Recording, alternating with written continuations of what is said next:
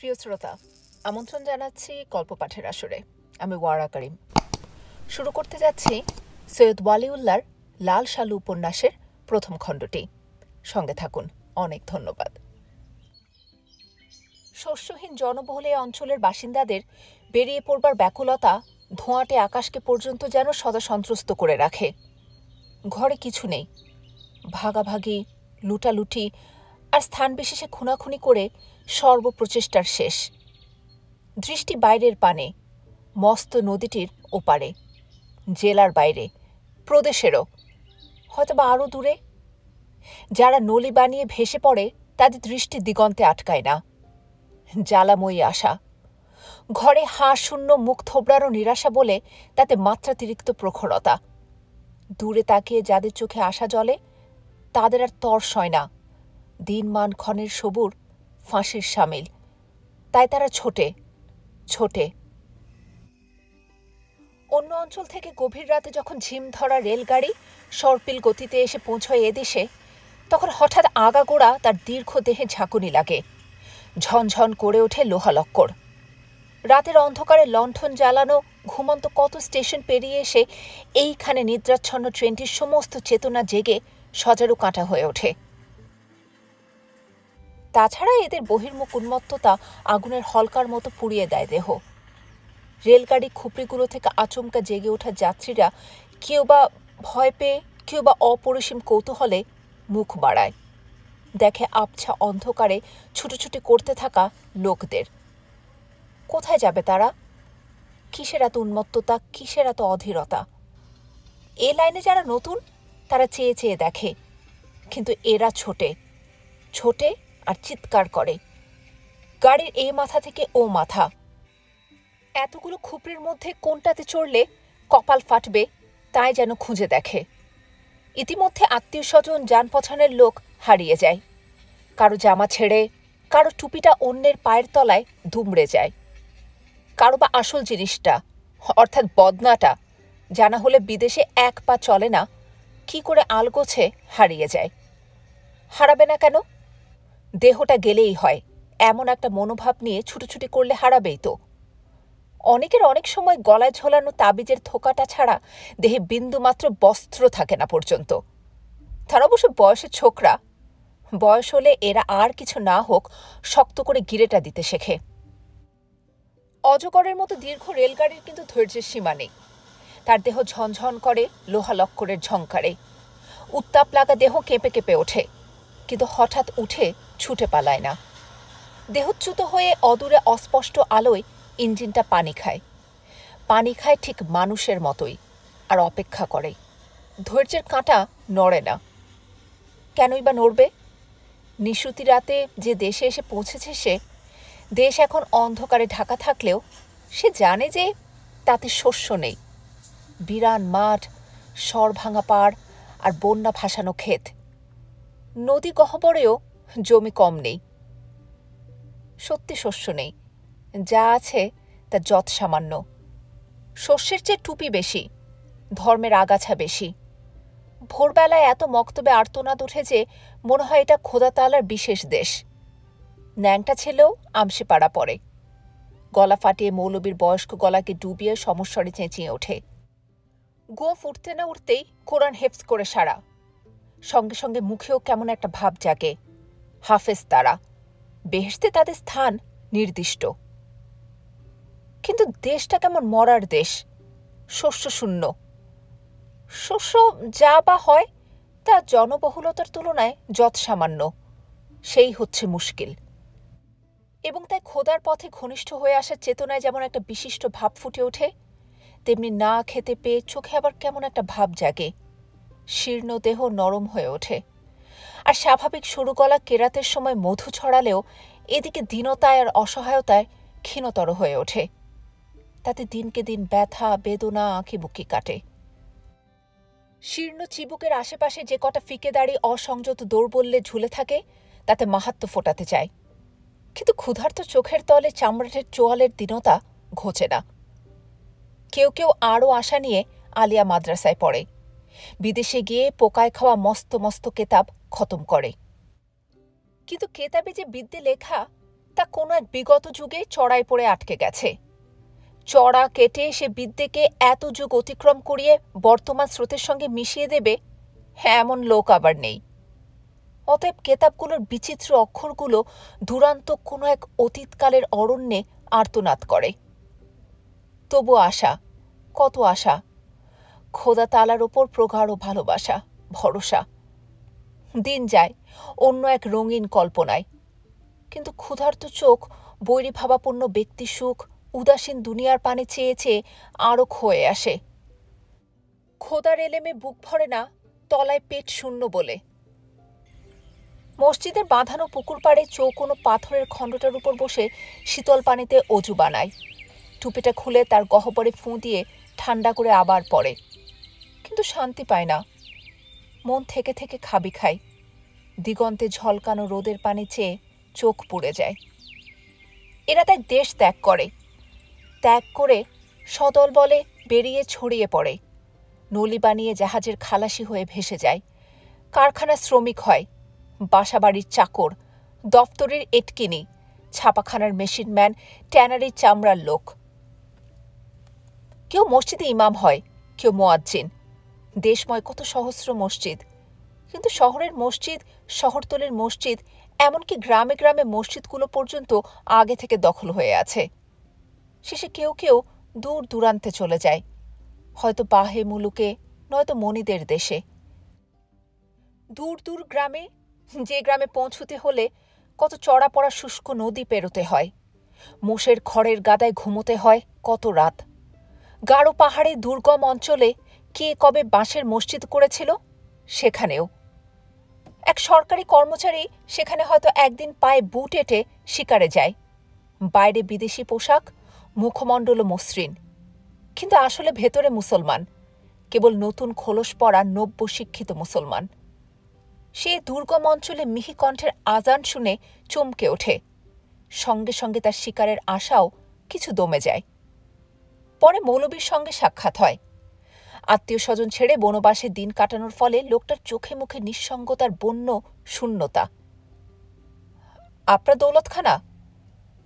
শিকারী বলে। আপনার নাম? নাম শুনে মৌলবীর চোখ উজ্জ্বল হয়ে ওঠে। তাছাড়া মুহূর্তে খোদার দুনিয়া চোখের সামনে আলোকিত হয়ে ওঠে। শিকারীও পাল্টা প্রশ্ন করে। বাড়ির কথা বলতে গিয়ে হঠাৎ মৌলবীর মনে স্মৃতি জাগে, কিন্তু সংযত হয়ে বলে, এ ধারের লোকদের মধ্যে খোদা তাআলার আলোর অভাব। লোকগুলো অশিক্ষিত, কাফের, তাই এদের মধ্যে আলো ছড়াতে এসেছে। বলে না যে দেশে শস্য নেই, দেশে নিরন্তর টানাটানি, মরার খরা। দূর জঙ্গলে বাঘ ডাকে, কচিত কখনো হাতিও দাবড়ে কুঁদে নেমে আসে, কিন্তু দিনে ৫ বার দীর্ঘ শালগাছ ছাড়িয়ে একটা ক্ষীণ গলা জাগে, মৌলবীর গলা। বুনো ভারী হাওয়ায় তার হালকা কগাছি দাড়ি ওড়ে, আর গভীর রাতে হয়তো চোখের কোণটা চকচক করে ওঠে বাড়ির ভিটেটার জন্যে। কিন্তু সেটা শিকারীর কল্পনা। আস্তানায় ফিরে এসে বন্দুকের নল সাফ করতে করতে শিকারী কল্পনা করে সে কথা। তবে নতুন এক আলোর ঝলকে মৌলবীর চোখ যে দীপ্ত হয়ে ওঠে, সে কথা জানে না, ভাবতেও পারে না হয়তো। একদিন শ্রাবণের শেষাশেষি নিরাক পড়েছে। হাওয়া শূন্য স্তব্ধতায় মাঠ প্রান্তর আর বিস্তৃত ধানক্ষেত নিথর, কোথাও একটুও কম্পন নেই। আকাশে মেঘ নেই, তামাটে নীলাভ রং দিগন্ত পর্যন্ত স্থির হয়ে আছে। এমনি দিনে লোকেরা ধান খেতে নৌকা নিয়ে বেরোয়, ডিঙিতে ২ জন করে, সঙ্গে কোঁচ জুতি। নিস্পন্দ ধান খেতে প্রগাঢ় নিস্তব্ধতা। কোথাও একটা কাক আর্তনাদ করে উঠলে মনে হয় আকাশটা বুঝি চটের মতো চিড়ে গেল। অতি সন্তর্পণে ধানের ফাঁকে ফাঁকে তারা নৌকা চালায়। ঢেউ হয় না, শব্দ হয় না। গলুয়ে মূর্তির মতো দাঁড়িয়ে থাকে একজন, চোখে ধারালো দৃষ্টি। ধানের ফাঁকে ফাঁকে সাপের সর্পিল সূক্ষ্ম গতিতে সে দৃষ্টি এঁকে বেঁকে চলে। বিস্তৃত ধান ক্ষেতের এক প্রান্তে তাহের কাদেরও আছে। তাহের দাঁড়িয়ে সামনে, চোখে তার তেমনি শিকারী সূচাগ্র একাগ্রতা। পেছনে তেমনি মূর্তির মতো বসে কাদের ভাইয়ের ইশারার অপেক্ষায় থাকে। দাঁড় বাইছে, কিন্তু এমন কৌশলে যে মনে হয় নিচে পানি নয়, তুলো। হঠাৎ তাহের ঈষৎ কেঁপে উঠে মুহূর্তে শক্ত হয়ে যায়। সামনের পানে চেয়ে থেকেই পেছনে আঙুল দিয়ে ইশারা করে। সামনে, বাঁয়ে। একটু বাঁয়ে কটা শীষ নড়ছে। নিরাক পড়া বিস্তৃত ধান খেতে কেমন স্পষ্ট দেখায় সে নড়া। আরও বাঁয়ে। সাবধান, আস্তে।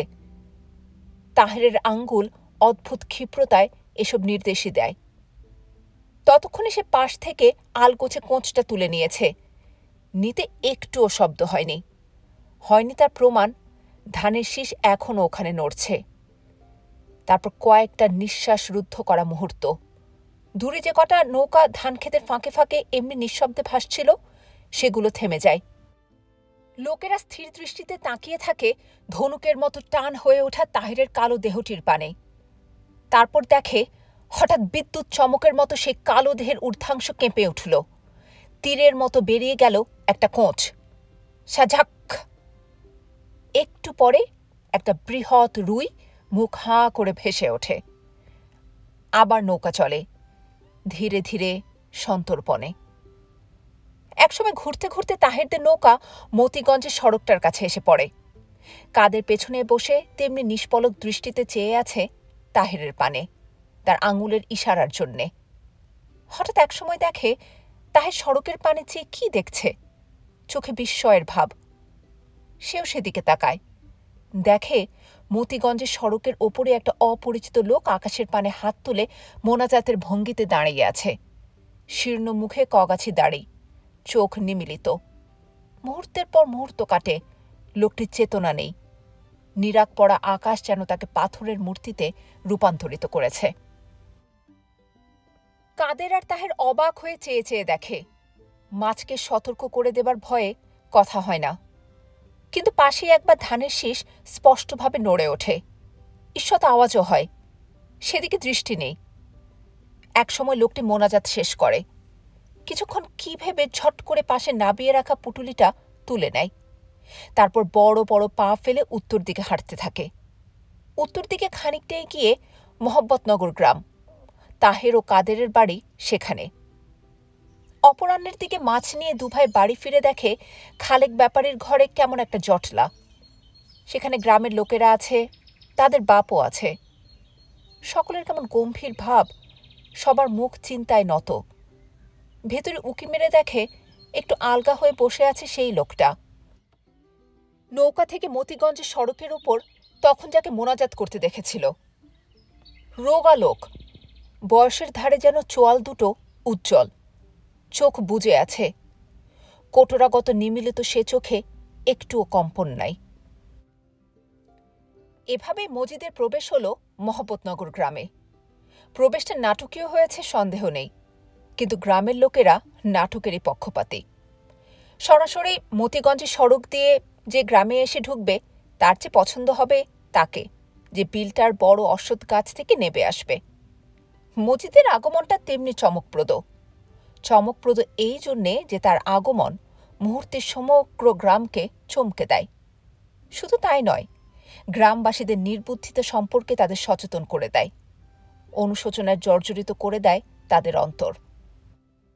শীর্ণ লোকটি চিৎকার করে গালাগাল করে লোকদের। খালেক ব্যাপারী ও মাতব্বর রেহান আলী ছিল। জোয়ান মদ্য কালু, মতি, তারাও ছিল। কিন্তু লজ্জায় তাদের মাথা হেঁট। নবাগত লোকটির কোটরাগত চোখে আগুন। আপনারা জাহেল, বেএলেম, আনপাড়ো, মোদাচ্ছের পীরের মাজারকে আপনারা এমন করে ফেলে রাখছেন।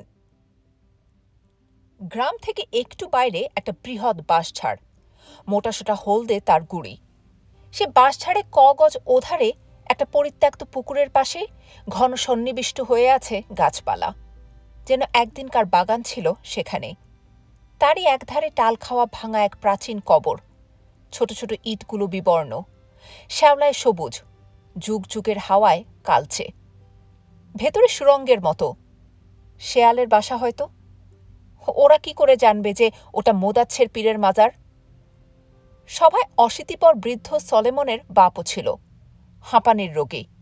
সে দম খিঁচে লজ্জায় নত করে রাখে চোখ। আমি ছিলাম গাঢ় পাহাড়ে, মধুপুর গড় থেকে 3 দিনের পথ, মজিদ বলে। বলে যে সেখানে সুখে শান্তিতেই ছিল, গোলা ভরা ধান, গরু ছাগল। তবে সেখানকার মানুষরা কিন্তু অশিক্ষিত, বর্বর। তাদের মধ্যে কিঞ্চিত খোদার আলো ছড়াবার জন্যে অমন বিদেশ বিভুঁয়ে সে বসবাস করছিল। তবে তারা বর্বর হলে কি হবে, দিল তাদের সাচ্চা, খাঁটি সোনার মতো। খোদা রসুলের ডাক একবার দিলে পৌঁছে দিতে পারলে তারা বেচেইন হয়ে যায়। তাছাড়া তাদের খাতির যত্ন ও স্নেহ মমতার মধ্যে বেশ দিন কাটছিল। কিন্তু সে একদিন স্বপ্ন দেখে, সেই স্বপ্নই তাকে নিয়ে এসেছে এত দূরে। মধুপুর গড় থেকে 3 দিনের পথ সে দুর্গম অঞ্চলে মজিদ যে বাড়ি গড়ে তুলেছিল তার নিমিষের মধ্যে ভেঙে ছুটে এসেছে এখানে। লোকেরা ইতিমধ্যে বার কয়েক শুনেছে সে কথা, তবু আবার উৎকর্ণ হয়ে ওঠে। উনি একদিন স্বপ্নে ডাকি বললেন। বলতে বলতে মজিদের কোটরাগত ক্ষুদ্র চোখ দুটো পানিতে ছাপিয়ে ওঠে। গ্রামের লোকগুলি ইদানিং অবস্থাপন্ন হয়ে উঠেছে, জোত জমি করেছে, বাড়িঘর করে গরু ছাগল আর মেয়ে মানুষ পুষে চড়াই উতরায় ভাব ছেড়ে ধীর স্থির হয়ে উঠেছে, মুখে চিকনাই হয়েছে। কিন্তু খোদার দিকে তাদের নজর কম। এখানে ধান খেতে হাওয়া গান তুলে বটে, কিন্তু মুসল্লিদের গলা আকাশে ভাসে না।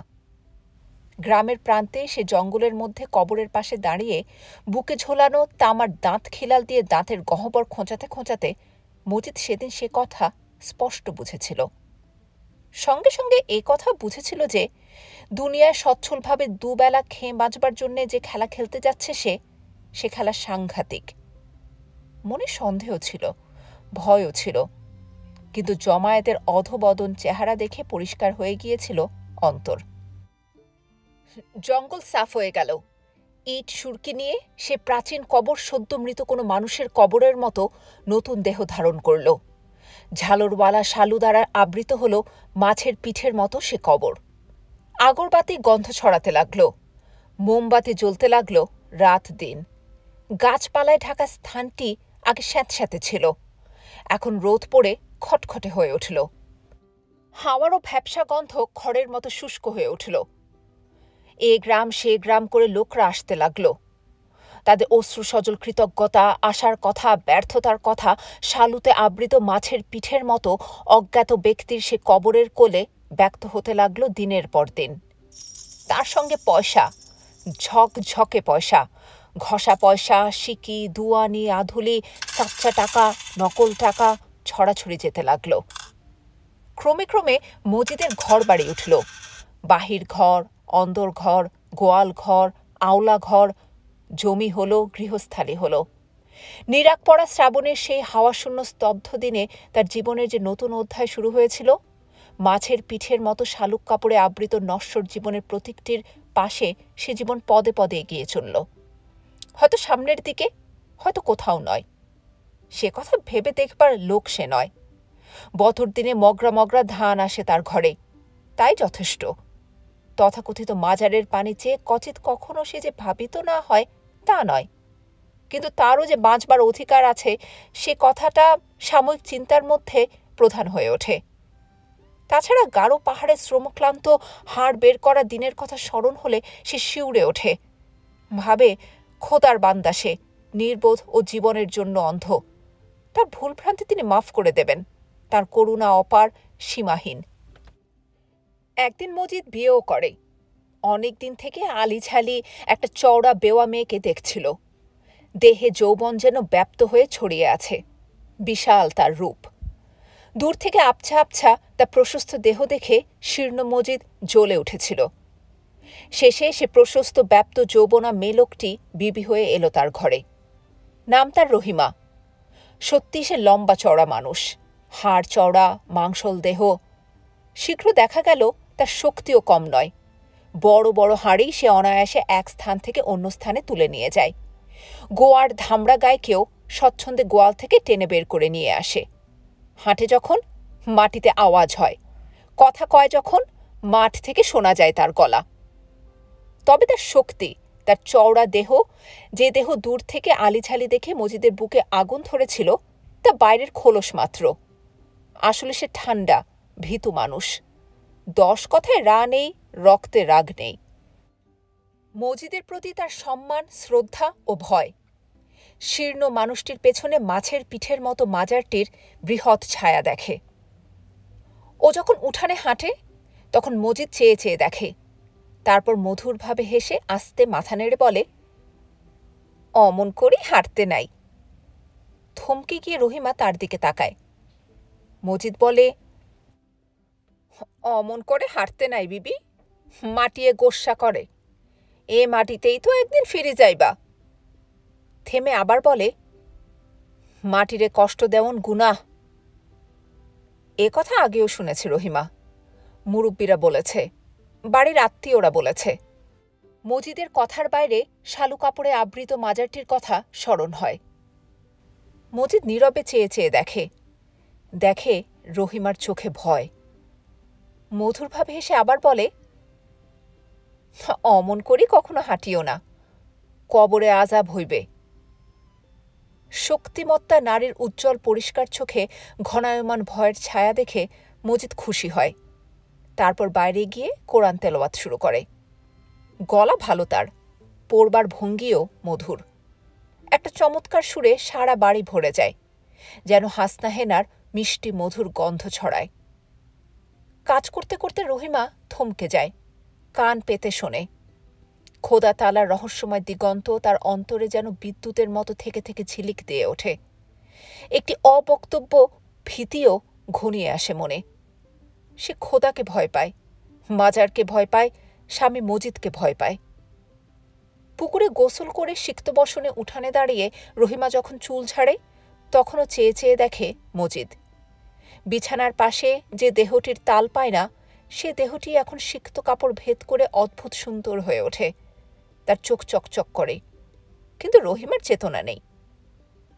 গলা কেশে মজিদ বলে, খোলা জায়গায় অমন বেসরমের মতো দাঁড়াইও না বিবি। সচকিত হয়ে রহিমা হাত নাবায়, বুকে ভালো করে আঁচল দেয়, পেছনে সাপটে থাকা কাপড় আলগা করে এধার ওধার যেন বেগানা বেগায়ের লোকের সন্ধানে তাকায়। কিন্তু ওই তো কেবল মজিদ বসে আছে দরজার পাশে, হাতে হুঁকা। গলা সীসার মতো অবশেষে লজ্জা আসে রহিমার সারা দেহে। দ্রুত পায়ে সে আড়ালে চলে যায়। মজিদের সামনে এমনভাবে আর দাঁড়ায় না কখনো। গ্রামের লোকেরা যেন রহিমারই অন্য সংস্করণ। তাগড়া তাগড়া দেহ, চেনে জমি আর ধান, চেনে পেট। খোদার কথা নেই, স্মরণ করিয়ে দিলে আছে, নচেত ভুল মেরে থাকে। জমির জন্যে প্রাণ, সে জমিতে বর্ষণহীন খরার দিনে ফাটল ধরলে তখন কেবল স্মরণ হয় খোদাকে। কিন্তু জমি এধারে উর্বর, চারা ছড়িয়েছে কি সোনা ফলবে। মানুষরাও পরিশ্রম করে, জমিও সে শ্রমের সম্মান দেয়, দেয় তো বুক উজাড় করে দেয়। মাঠে গিয়ে মানুষ মেঠো হয়ে ওঠে, কখনো ঘরোয়া হিংসা বিদ্বেষের জন্যে বা আত্মমর্যাদার ভুয়ো ঝান্ডা উঁচিয়ে রাখবার জন্যে তারা জমিকে দাবার ছকের মতো ভাগ করে ফেলে। সে জমিকেই আবার রক্ত দিয়ে রক্ষা করতে দ্বিধা করে না। হয়তো দুনিয়ার দূষিত আবহাওয়ার মধ্যে তারা বর্বরতার নীচতায় নেবে আসে, কিন্তু যখন জমির গন্ধ নাকে লাগে, মাটির এলো থাবড়া দলাগুলোর পানে চেয়ে আপন রক্তমাংসের কথা স্মরণ হয়, তখন ভুলে যায় সমস্ত হিংসা বিদ্বেষ। সিপাহের খণ্ডিত ছিন্ন দেহের একতাল অর্থহীন মাংসের মতো জমিও তখন প্রাণের বাড়া হয়ে ওঠে। খাবলা খাবলা রুঠা জমি, ডোবা জমি, কাদা জমি, ফাটল ধরা জ্যৈষ্ঠের জমি, সব জমি একান্ত আপন, কোনোটার প্রতি অবহেলা নেই। যেমন সুস্থ মুমূর্ষ বা জরাজর্জর আত্মীয় স্বজনের প্রতি দৃষ্টিভেদ থাকে না মানুষের। মাথার ঘাম পায়ে ফেলেই তারা খাটে, হয়তো কাঠফাটা রোদ, হয়তো মুষলধারে বৃষ্টি, তারা পরিশ্রম করে চলে। অগ্রহায়ণের শীত খোলা মাঠে হাড় কাঁপায়, রোদ পানি খাওয়া মোটা কর্কশ ত্বকের ডাসা লোমগুলো পর্যন্ত জৌল শীতল হাওয়ায় খাড়া হয়ে ওঠে। তবু কোমর পরিমাণ পানিতে ডুবে থাকা মাঠ সাফ করে, সযত্নে সস্নেহে সাফ করে যত জঞ্জাল। কিন্তু জঞ্জালের আবার শেষ নেই। কার্তিকে পানি সরে এলেও কচুরিপানা জড়িয়ে জড়িয়ে থাকে জমিতে, তখন আবার দল বেঁধে লেগে যায় তারা। ভাগ্যকে ঘষে সাফ করবার উপায় নেই, কিন্তু যে জমি জীবন, সে জমিকে জঞ্জাল মুক্ত করে ফসলের জন্য তৈরি করে। তার জন্য অক্লান্ত পরিশ্রমকে ভয় নেই। এদিকে সূর্য ক্রমশ দূর পথে ভ্রমণে বেরোয়, ঝিমিয়ে আসে তাপ, মেঘশূন্য আকাশের জমাট ঢালা নীলিমার মধ্যে শুকিয়ে ওঠে দিগন্ত বিস্তৃত মাঠ। তখন শুরু হয় আরেক দফা হাড় বের করা শ্রম। রাত নেই, দিন নেই, হাল দেয়। তারপর ছড়ায় চারা। ছড়াবার সময় না তাকায় দিগন্তের পানে, না স্মরণ করে খোদাকে। এবং খোদাকে স্মরণ করে না বলেই হয়তো চারা ছড়ানো জমি শুকিয়ে কঠিন হতে থাকে। রোদ চড়া হয়ে আসে। শূন্য আকাশ বিশাল নগ্নতায় নীল হয়ে জ্বলে পুড়ে মরে। নধর নধর হয়ে ওঠা কচি কচি ধানের ডগার পানে চেয়ে বুক কেঁপে ওঠে তাদের। তারা দল বেঁধে আবার ছোটে। তারপর রাত নেই, দিন নেই, বিল থেকে কোঁদে কোঁদে পানি তোলে। সামান্য ছুতোয় প্রতিবেশীর মাথায় দা বসাতে যাদের বিন্দুমাত্র দ্বিধা হয় না, তাদেরই বুক বিমর্ষ আকাশের তলে কচি নধর ধান দেখে শঙ্কিত হয়ে ওঠে। মাটির তৃষ্ণায় তাদেরও অন্তর খাঁ খাঁ করে। রাত নেই, দিন নেই, কোদে করে পানি তোলে। মনকে মন।